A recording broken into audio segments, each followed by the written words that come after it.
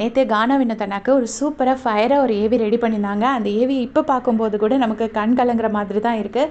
நேற்று ஒரு வாட்டி ஆல்ரெடி பார்த்தாச்சு, திருப்பியும் பார்த்தேன். ஏன்னா கமருதீன் கானா வினோத் மொமெண்ட்ஸ்க்காகவே நான் எகெயின் பார்த்தேன்.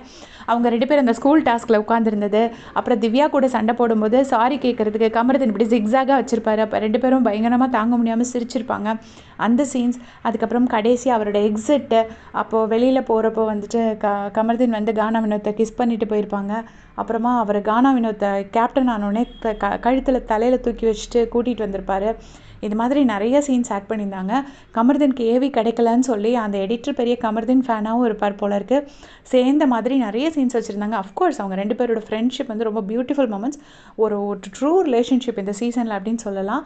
அந்த ஒரு நல்ல ஒரு பாண்டிங் 2 பேரும் ஷேர் பண்ணாங்க. அந்த சீன்ஸ் எல்லாமே வச்சுருந்தாங்க. பார்க்கறதுக்கு அவ்வளோ நல்லா இருந்துச்சு. அண்ட் ஆல்சோ கமரு எப்படி இருக்கான்னு சொல்லுங்கன்னு சொல்லி நிறைய பேர் கேட்டிருந்தீங்க.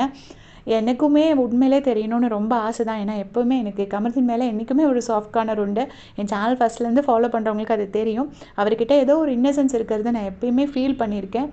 அண்டு என்ன அவரோட க்ளோஸ் ஃப்ரெண்டு சொன்னதுன்னு சொல்லி ஒரு இன்ஃபர்மேஷன் சொல்கிறாங்க. என்ன அப்படின்னா, அவர் ரொம்ப கில்ட்டியாக ஃபீல் பண்ணுறாரு. அவர் பண்ணது தான் தப்பு அப்படின்னு சொல்லி அதை உணர்ந்து இருக்காரு. கண்டிப்பாக ரெட் கார்டு வாங்குற அளவுக்கு நான் தப்பு பண்ணியிருக்கேன். அண்ட் அதை வந்து சாண்ட்ராவை ப்ளேம் பண்ண முடியாது. அவங்க பேரில் எந்த தப்பும் இல்லை. நான் பண்ண தப்புக்கு நான் ரெட் கார்டு வாங்கி வெளியே வந்திருக்கேன் அப்படிங்கிற மாதிரி அவர் நிஜமாவே ரொம்ப ஃபீல் பண்ணார் அப்படின்னு சொல்லிட்டு சொன்னாங்க. சொல்லி என்னன்னா, பாரு கமருதீன் இப்போ வந்து க்ளோஸாக இருக்காங்களா தெரியுமா அப்படின்னு சொல்லியும் கேட்டிருந்தீங்க.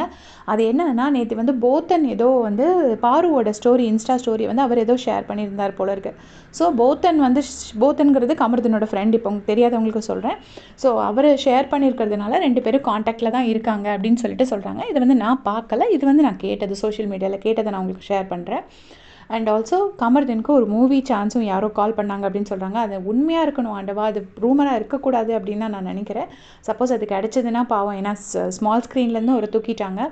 ஆனால் இப்போ நேற்று இந்த ஏவி பார்க்கும்போது எனக்கு ஒரு பிலீஃப் வருது. கண்டிப்பாக விஜய் டிவியில் விட மாட்டாங்க, வேறு ஏதாவது ஒரு சான்ஸ் கொடுப்பாங்க.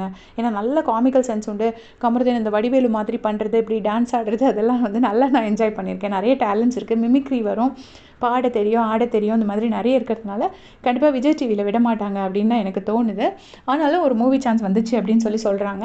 போத்தன் ஆல்ரெடி ஒரு 15 மூவி சான்சஸை நான் ரிஜெக்ட் பண்ணிட்டேன் அப்படின்னு சொல்லியிருந்தாரு.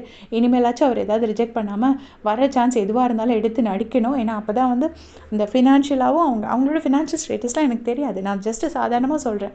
அப்போ தான் அவர் ஃபினான்ஷியலாகவும் இது பண்ண முடியும் அப்படின்னு நினைக்கிறேன். இதை பற்றி உங்களுடைய கமெண்ட்ஸை சொல்லுங்கள். அண்ட் எல்லாருக்குமே சேலரி உண்டுங்க, அதை பற்றி மட்டும் கவலைப்படாதீங்க.